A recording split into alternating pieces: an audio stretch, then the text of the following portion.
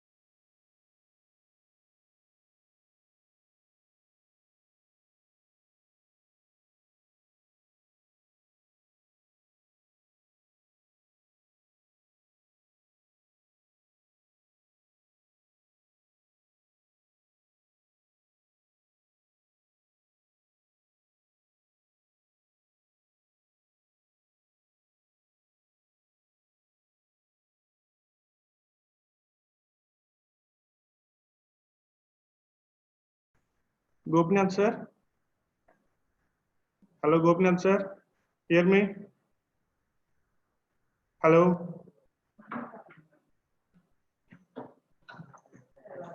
Gopinath sir.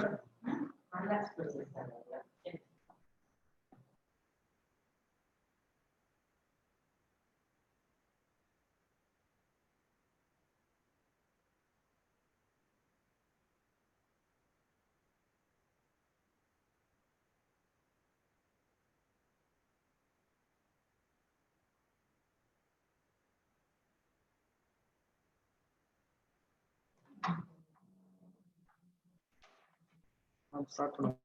கேக்குமா?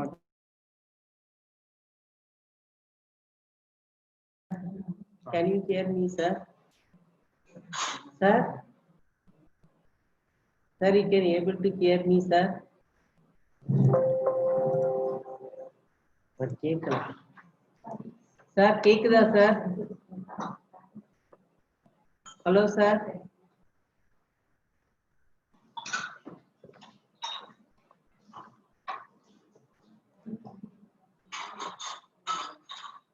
Sir, can you hear me? கேட்கல sir.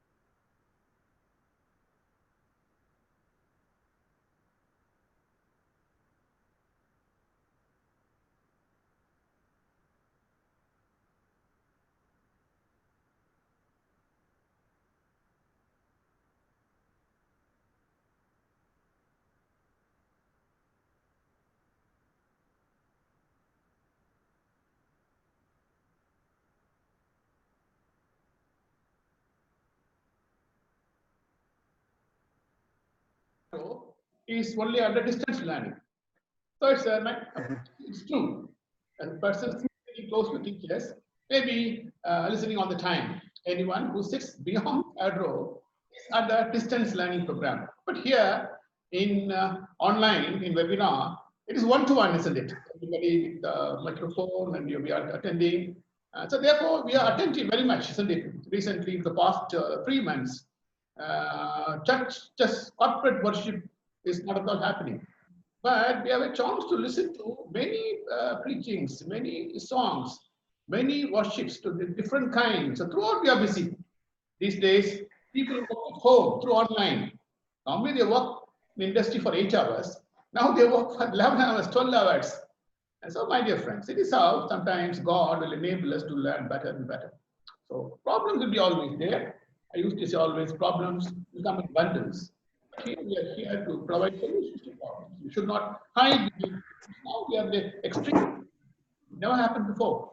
Maybe in 1918, due to Spanish flu, world was paralyzed to some extent. Later in 1939 to 1945, due to World War II, it was paralyzed. But now, totally, all the nations are paralyzed due to this pandemic. So, my dear friends, so anyway, don't get panic. So, this is the time where you have to learn many, many concepts, not only in our expertise, but also something general, of course. We must think always globally and we have to work locally hard. So, without wasting much time, I want to and congratulate the Department of Economics and all the colleagues for what we organized this webinar for the benefit of students of economics and all of us. I'm sure this talk on agriculture, especially focusing our nation, would help us quite a lot to complement more about our nation. So we have to find that history, we must know the history. So dear friends, once again, I also thank the resource person of the webinar for accepting our invitation to come on online to explain various features regarding the impact of COVID-19 on agriculture, especially in our nation. Thank you so much. All the best. God bless you all.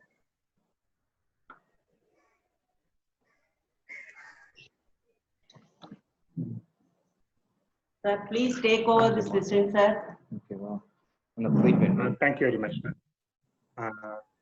Respected Principal Bishop Iber College, Tiruchirappalli, respected this Professor Sitalashmi, ma'am, head of the Department of Economics, Bishop Iber College, and dear friends, thank you. I thank Bishop Iber College for providing this opportunity to discuss the importance and the impact of this COVID-19 on Indian agriculture with this academic community, because I'm happy to interact with academic community rather others, because you are the persons who are bringing this knowledge to your students, and you are training the next generation. So I prepared this talk for 40 minutes and then reduced it to 30 minutes. Now I plan to confine my talk into just 20 minutes and give some time for question and answers. Can you go to slide number 2? That status of Indian agriculture. We all know that the share of agriculture to Indian GDP has declined even less than 15%.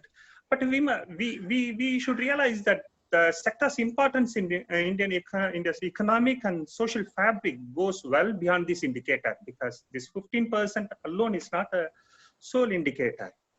Because the country, India, it's a home to vast agroecological diversity. Why I'm insisting this point is, when we have a diversity, we have opportunity to grow more crops and to have more components under agriculture. When we say agriculture, it includes crop husbandry, animal husbandry, poultry, fisheries, everything.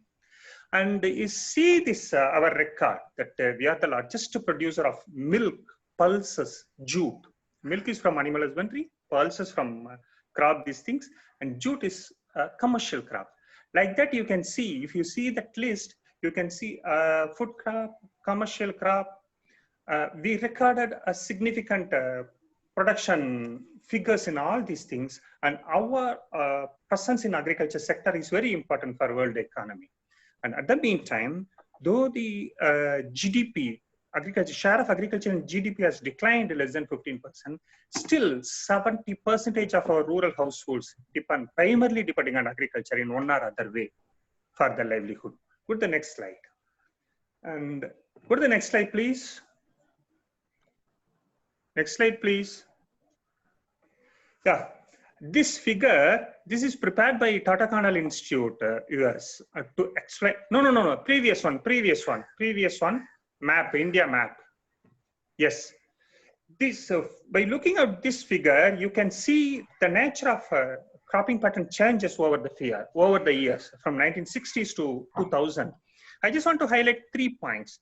One is, you can see irrigation intensive crops take over lands over the period.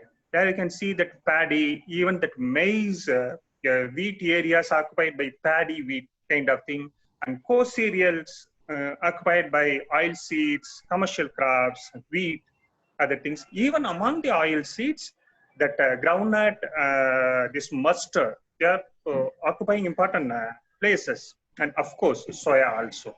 So irrigation intensive crops are occupying major areas, and diversity has gone. If you see all crops as a whole, the cropping diversity has declined over the period. And of course, these pulses, millets, what we call as co-cereals, those things, they lost their areas. Pulses means some few pulses, say red gram, chickpea, they got important, their areas has increased, whereas the other pulses, horse gram, other pulses, they lost their areas over the period.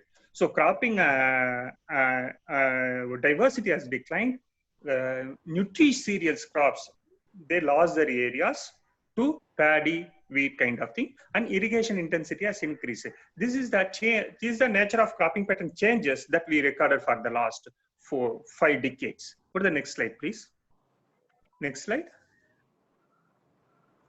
Yes, and the other important one is what kind of investment that we get from both the private and public sector to agriculture.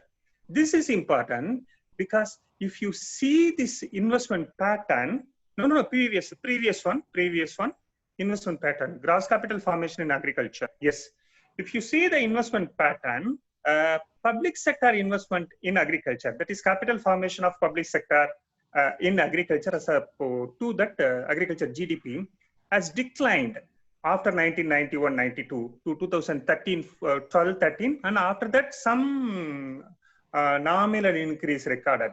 Whereas if you see that private sector investment, that has increased massively. You can see that actual figures, how it has increased over the period. The point is, private sector means all those farmers. Farmers are investing more in agriculture. When we say private sector investments, they want to make profit. They don't care about this conservation of natural resources or anything. If you see that increasing groundwater usage, it is because of more investment, private investment in groundwater. Because lack of public investment in maintaining surface water sources like desiltation of canals, maintenance of canals, field channels, other things. That's why this groundwater usage has increased over the period. Same thing happens in everywhere. Seed development, input supplies, harvest, post-harvest activities, and marketing. Everywhere, the public investment has declined, whereas the private investment has increased. And of course, when we private investments are for profit, not for conserving resources. Okay, go to the next slide. And with this situation, if you see the farmers, the main stakeholder of agriculture, we can say the main driver of agriculture. Go to the next slide, please. Next slide, please. Farmers, the small and marginal farmers proportion are increasing over the period.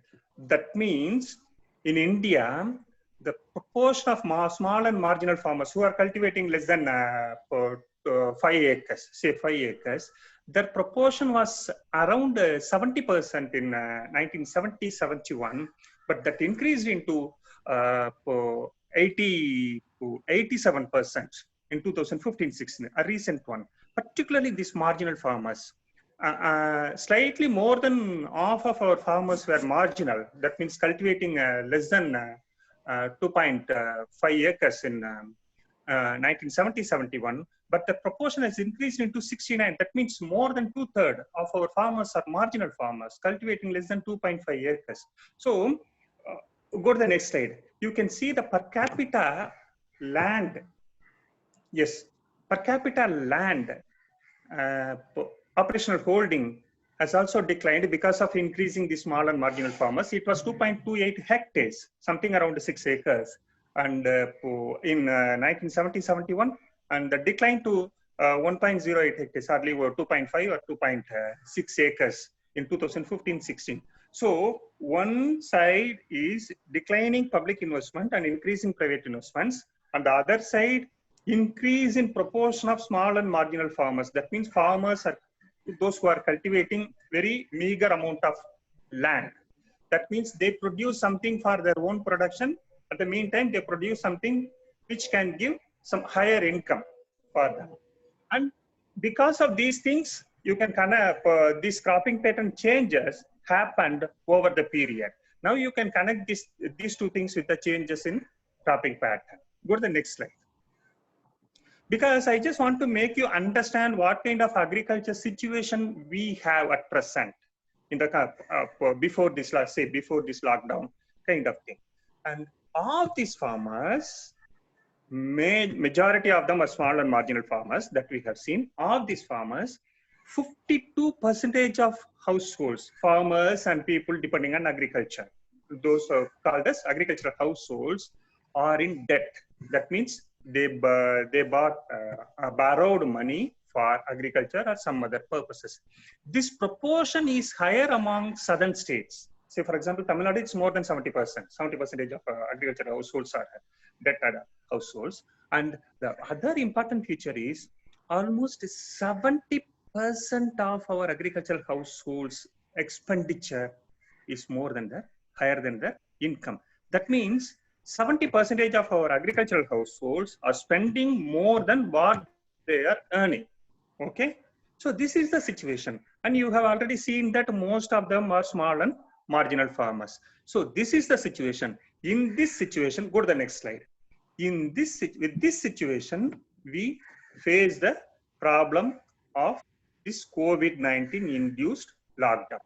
So at the time of lockdown, which was introduced in the last week of March, many rabi crops were in harvest situation or going to harvest kind of things. Wheat is the major rabi crop. And of course, you know that it is the most important food crop after paddy in India. And chickpea, the other important pulse crop, that was in harvest stage. Mustard, a second most oil seed crop after soybean in India, that is also in the harvesting stage. And enormous amount of fruits and vegetables that were produced and that were in harvesting stage. And we must understand that in many places where farmers are not getting enough water for second crop, they used to cultivate fruits and vegetables in small bits and pieces of that land. So say, for example, all those groundwater supplementary areas, even in the dry areas, you can see farmers do cultivate fruits and vegetables, say 10 cents or 15 cents. Okay, those things were under harvesting stage, other thing. And potato is it's one of the most important vegetable crop, particularly in UP, Bihar, West Bengal, and Gujarat. That was in the harvesting stage. So most of the crops were in the harvesting stages. All these crops were important for small and marginal farmers, and of course our food security, because we used to consume more majority of these things for our own business, and we export a very meager amount of all these rabi crops. Go to the next slide. And if you go to the next slide, with this one, the government was forced to introduce lockdown in order to reduce the impact of COVID-19. But this lockdown has some impact on all these crops. Particularly, I can tell you this, previous one. I can tell you that this wheat story. Actually, at the time of lockdown, wheat harvest was undergone in Madhya Pradesh, nearby this West Bengal, Bihar areas. The thing is, they used a combined harvester to harvest wheat. But the farmers who are owning these combined harvesters are Punjab, Haryana based farmers. The general trend is they used to send all those harvesters in those eastern and central region, and because there the paddy harvest started, wheat harvest started early, and then slowly they moved into northern and western parts, because in Punjab and Haryana this harvest started in the mid-April or some kind of thing. But because of this lockdown, these harvesters, combined harvesters, were not able to move from one place to other place. even government announced some relaxations, drivers were not there to take all those harvesters. So in such a situation, farmers, most of the farmers in western and this northwestern, these things, northwestern areas, particularly this Punjab, Haryana part, they were forced to use family labor and whatever labor available in local area for harvesting practices. But we must know that when we go for manual harvesting, we need a thresher to remove grains from these things. But again, the thresher availability was the problem because in the recent years, they used only combined harvesters like paddy, what we are using the combined harvester for paddy. They use that harvester for wheat. So they give away thresher almost a maximum end. So those thresher were not available. And because of this labor problem, they were faced severe problems in post-harvest processing activities of this wheat. Okay.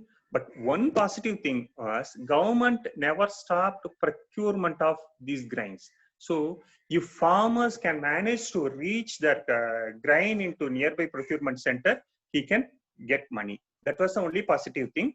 They faced a lot of logistical issues and availability of machineries and everything to harvest this wheat. You have read a lot of stories about this one, so I don't know to explain much about these things. Even farmers faced problems to transfer their grains from field to nearby procurement center. Go to the next slide. And go to the next slide.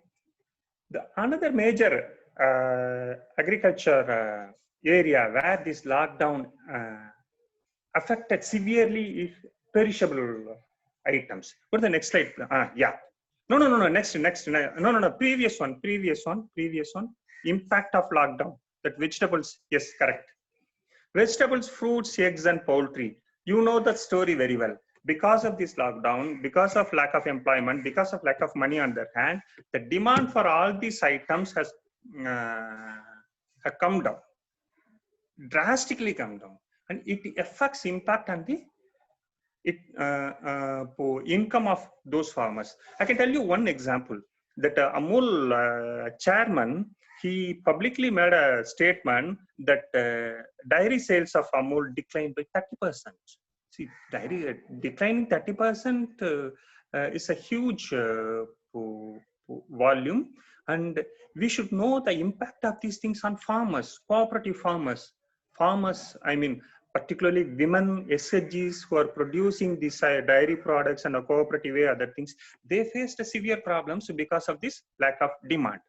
And the same area, the same time, we harvest mango and lychee. This Bihar people, Bihar, UP, you must know that lychee is it's the peak season for lychee harvest, and melons, watermelons. And Tamil Nadu people must aware about this watermelon story from Dindigul, other areas. All these things got affected because of lack of demand on one hand and lack of labor availability. And the other area is disruption in supply chain. I tell you one story from Dindigul. Dindigul, you can see that people used to cultivate that Goa mainly for North Indian market.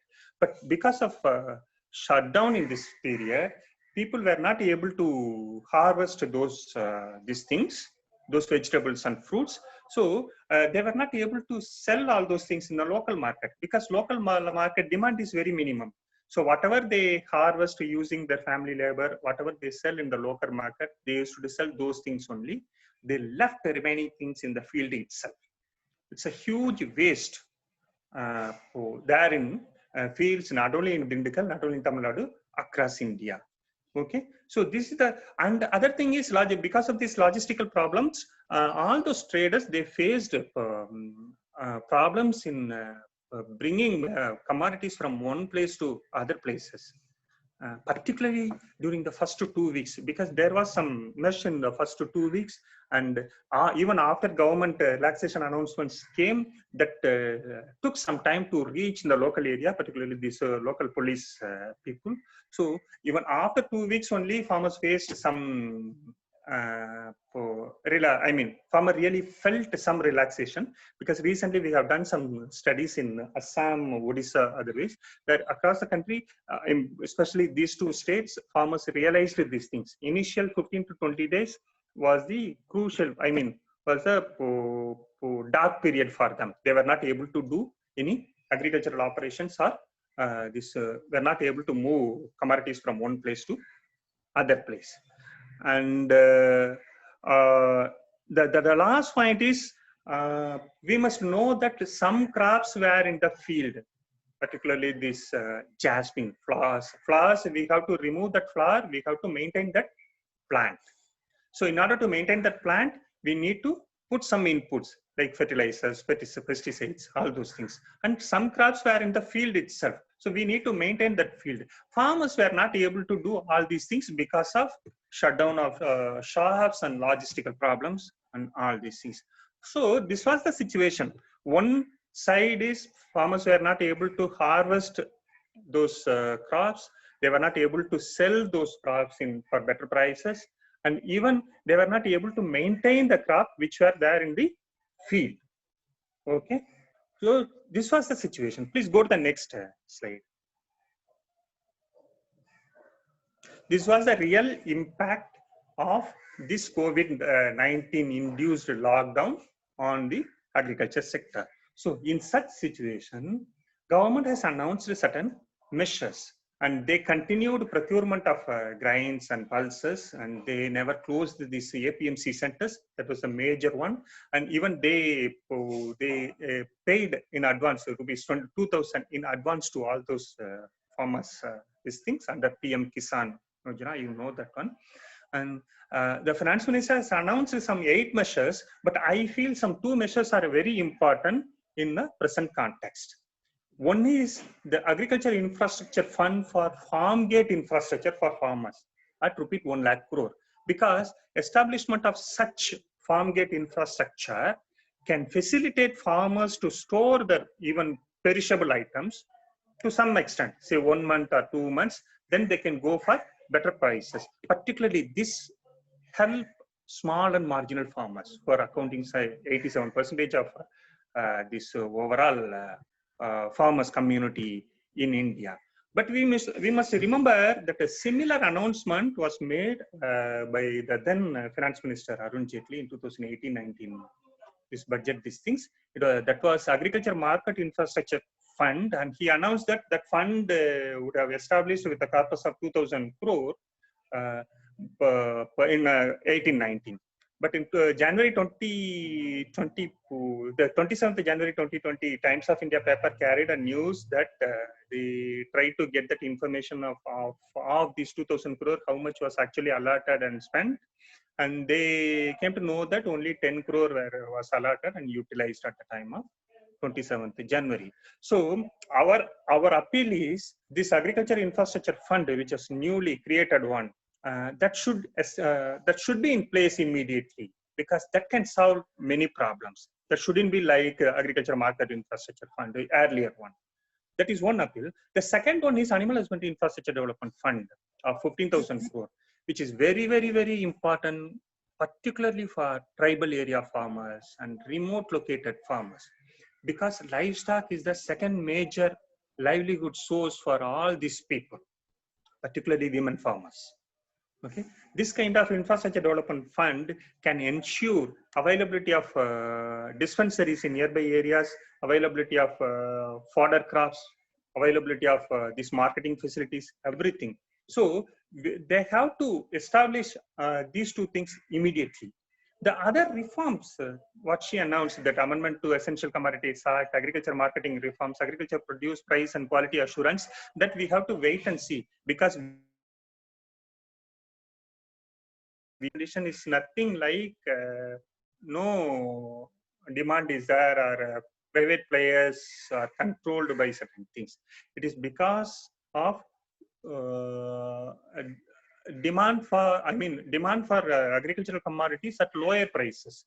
So we need to mobilize farmers, so farmers collectives or farmer producer organizations to bargain from all these private players. So we have to wait and see these three measures.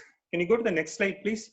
But with all these things, we have done some studies, and from that we MSSR recommended certain things for the nation as a whole. First thing is we need to ensure that seed and saplings and inputs should reach farmers on time for this Kharif season, because they were in complete lockdown, and all these logistical issues should be addressed, and farmers should get all these things to carry out the Kharif season, next Kharif season, because we have a very good monsoon setup now across India. So farmers can start their Kharif season on time. So this input supplies should reach on time to farmers. Second one is, instead of 50%, we should give horticulture equipments at 90% subsidy, because horticulture produced farmers lose more than 70% of their income during this period because of the drastic cut down in demand and cut down in in lack of laborers available to harvest these things. So that should be at 90% instead of 50%, at least for this year under this National Horticulture Mission. The third one is very, very, very important. We need to empower our farming community with technology and knowledge. So market knowledge should reach farmers on time, and appropriate knowledge should go there, particularly in a situation where we are introducing reforms in market systems. The enough knowledge should go to farmers, and also scientific cultivation. So that should reach farmers. We can use our ICT technology to enhance farmers on cultivation practices. And special incentives should be given for growing rain-fed, climate-resilient, and nutrient-dense crops, because this kind of pandemic can come frequently hereafter due to this climate change and changing environmental conditions. So we need to equip our farmers to face all these things. We need to use our rain-fed areas, more rain-fed areas for cultivation, and we need to promote climate-resilient crops. So special incentives should be announced for all those things. And timely availability of credit is very, very, very basic one for all the small and marginal farmers, particularly this year, because most of the farmers lost their income due to this COVID-induced lockdown. So we need to enhance credits available for small and marginal farmers. The major area where government can intervene and enhance the capability of farmers is farmer producer companies and farmers collectives, particularly these women groups. We need to involve all these women groups, all these farmer producers companies in input supplies at Gram Panchayat level, and running custom hiring centers, the small centers where farmer can get their farm implements on a rental basis that is supported by NABARD. And this post-harvesting processing activities, and whatever way possible, we need to involve these farmer producers companies, farmers collectives, particularly women farmers, so that we can improve farmers' income on the one hand, and also socially empower this farmer community on the other hand. So with this one, we can come across, we can overcome any such pandemic in future. I would like to end this one with Professor Swaminathan's word. Please go to the next one. Next one. Next one, please. A strong, last slide. A strong agriculture diversity can strengthen food security and in turn reduce vulnerability to infections such as the current pandemic kind of thing. So I'd like to end my talk with these words, and happy to have some questions. I'm sorry, because of this technical problem, I was not able to spend more time in my presentation. Thank you.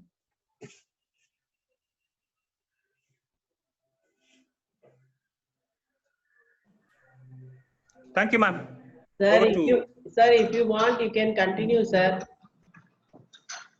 No, that's fine. I made my point. Only one thing I can do, that I can tell few things. That only one point, that is nowadays we talk about that. These things: own production for own consumption, self-reliance. Yes. But when we say self-reliant, if you want to empower our agriculture sector towards this self-reliance, we need to empower our farming community, and also we need to use our different avenues for different purposes, producing horticulture crop, producing grains, whatever we import from, particularly these pulses and oil seeds, we need to use all those rainfed lands to produce all those crops which we are from where we get some commodities which we are importing from other countries. I didn't show you one slide that that is the proportion of our fallow lands to total geographical area. That is very huge in India, something like 5%. But some states, it varies from state to state. Some states like Tamil Nadu, it is 20% of our total geographical area. So with the, if we have 1/5 of our areas fallow, and it itself shows our inefficiency in using land races. Okay, so we need to develop some strategy to use all those lands so that farmers can get more income from that one, and our agriculture sector can be strengthened. Fine, ma'am. We can get some questions and then we can. Yes, sir.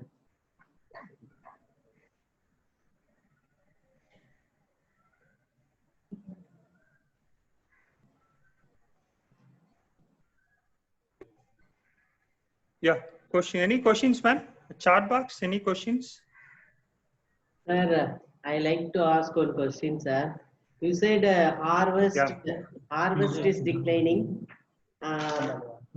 See, and also maintenance of crop, seeds, everything is declining. But when you compare with the horticulture department, the subsidy for the horticulture department is 90%, sir. So that kind of subsidy is not available for the individual farmers. Even for the small and marginal farmer, it is not available, sir. What is your suggestion and what is your answer for that, sir? See this, I said this harvest and post-harvest movement of agricultural commodities severely affected with this COVID-19 lockdown. But there are some states that they themselves proactively took some initiatives. Say, for example, in Tamil Nadu, the horticulture department started procuring these things, agriculture commodities directly from farmers, these vegetables, other things from farmers, and they sold in the nearby market. Somewhere it had happened. So it affected harvest, other things. The second question is about that 90% subsidies not reaching farmers means it's with implementation issues, particularly small and marginal farmers. I agree with you. Not only this horticulture, whatever as things we have announced under this agriculture department, and many farmers are reported that it's not reaches them. Say, for example, government said that some machines are available in our local agriculture department. Farmers can take those machines for on a rental basis for their operations. But farmers complain that they are not getting those machines in many villages. The thing is, the number of machines are not up to the mark. That's a problem. And the empowerment of farmers on all these things, inputs available in the nearby agriculture department and the machineries available, that empowerment level is somewhat lesser than the expected one.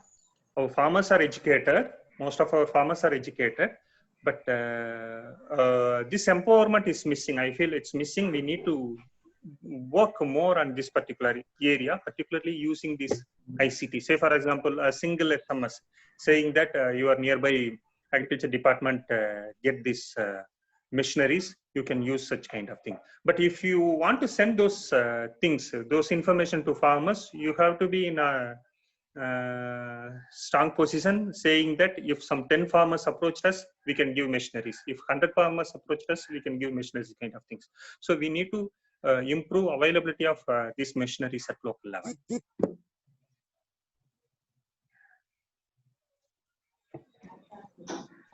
Same way for horticulture department as well. Sir, there are The implementation, effective implementation can Sir, there can are address these questions things. in Yeah. the chat box, sir. There Can you read out those questions, because I'm using my mobile, so if I open that one, then I can miss out this PPT. Can you read out some important? Reading Akash Khanna. No, just read the questionnaire. Sorry, question. Yes, sir. Akash Khanna, he is asking, during this COVID-19, they are affected the lowest. During this COVID-19, how they are to affected the control this locust problem? attack. How to control? Yes, the locust problem. Yes. Yeah, locust problem. Locust problem, it's an international load. I can say it's an international one, but because India is not the cause for, reason for this thing. It was started in Arabian Sea, with African countries, and it traveled and affected this some few states initially in Rajasthan, and then it moved to central India. Now it reached Agra. Now it's moving towards this Mathura. I tell you one thing. One locust research center is there, somewhere near that Udaipur.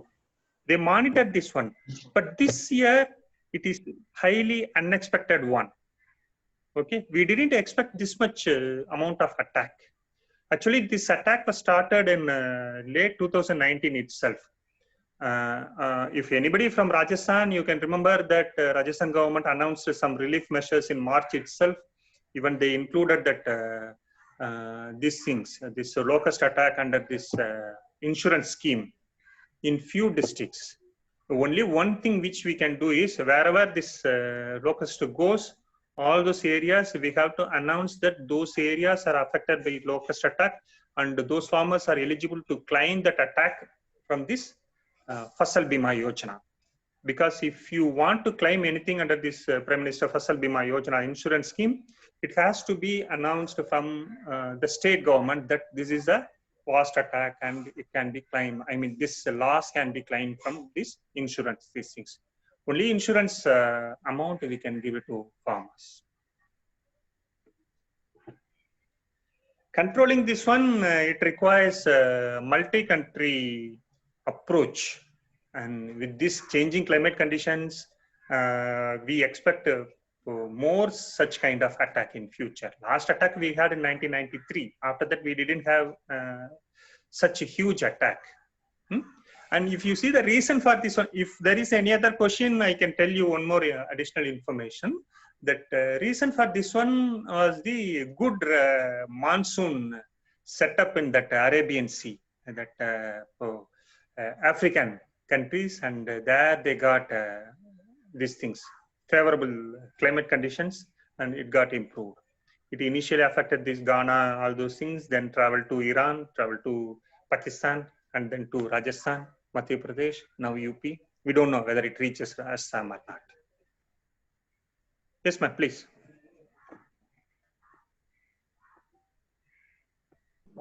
Next question.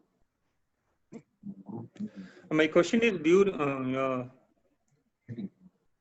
has been damaged either by labor availability or late harvesting or any other way. So how this can affect food security or demand of market or its price in the market? That's what I said, that demand affected by lack of income, even among non-agricultural communities. You can see the consumer price index level from from February to March. There these prices had come down, and because of this drastic decline in demand, farmers didn't get enough market to sell their produce. Of course, it affects the employment as well, and it both directly and indirectly affect their food security, because farmers, they were not able to sell their produce, and they automatically cut down their consumption of other items because of this lack of demand. And of course, these agricultural laborers, You can listen n number of stories on this agricultural labor's pathetic condition. And last month we had written a story about this one in Scroll. You just search Gopinath and JST in Scroll. There we mentioned about the impact of this COVID on nutrition, and we have also suggested certain measures, including this pulses assistance in that thing. The food security impact can be clearly get. Impact on this food security can get from this our Scroll article.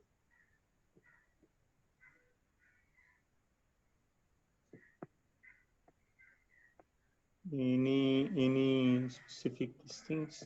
I'm sorry, I used to see your chart questions using my mobile only. So I may missed out some questions. How can we do statistical analysis of effect of COVID on agriculture? That we have to wait for some time, sir. At present, we can use FCI bulletin, that food bulletin data, and Ministry of Statistics, this consumer price index data, and some individual studies. CMI is doing some studies. CMI data you can use. But if you want to see a real impact in production side, that we have to wait at least a year, because next year only we can get these figures, actual these things. But from FCI, you can come to know the actual procurement of wheat and pulses during this period, and you can compare this one with the last year procurement, and you come to know the impact to some extent. Okay, but if you ask about this consumption, I don't know, because we haven't even get the consumption data even for the last 6-7 years from NSSO. The things. And what else?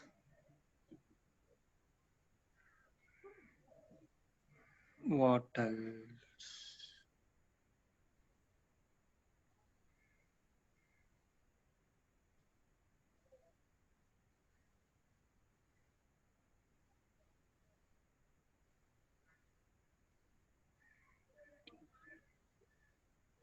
Providing subsidies in the form or in the form of cash or kind. Okay, direct cash benefit or kind benefit.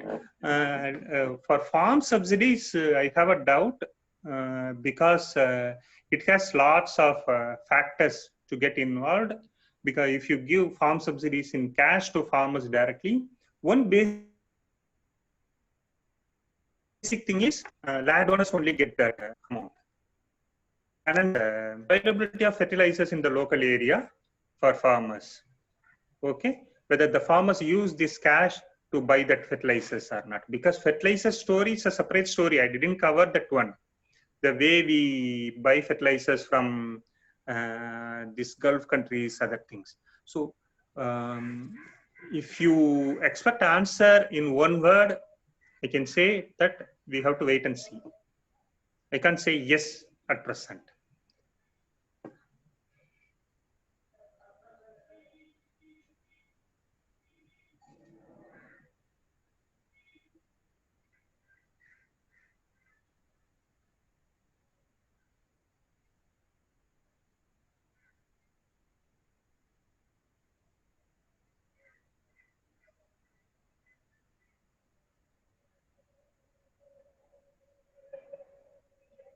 That's all.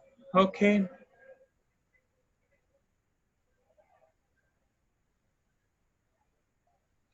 Because of lockdown period, is there any reduction occurred in estimated production of crop yield? Of course, that's what we are expecting, particularly for this Rabi crops. Due to this, due to the problem in this one, for harvest and logistical issues, we are expecting some reduction in crop production. 1920, but 2021 we don't expect much decline, but we have to see how government is going to open the market and the things. Then only we can predict anything. At present, we can't predict anything.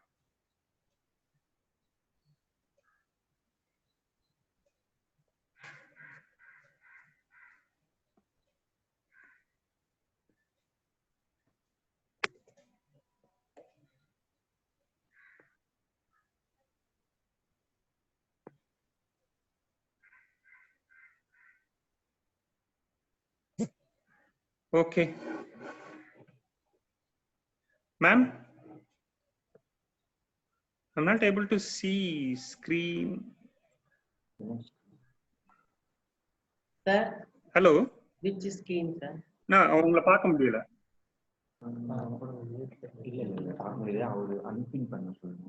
Yes, fine. Yes, ma'am, that's all. That's all. I hope I address all questions. Shall we wind up? Shall we wind Yeah, up? please. Yeah. Please. Yes, I request Dr. E. Thelma to propose a vote of thanks.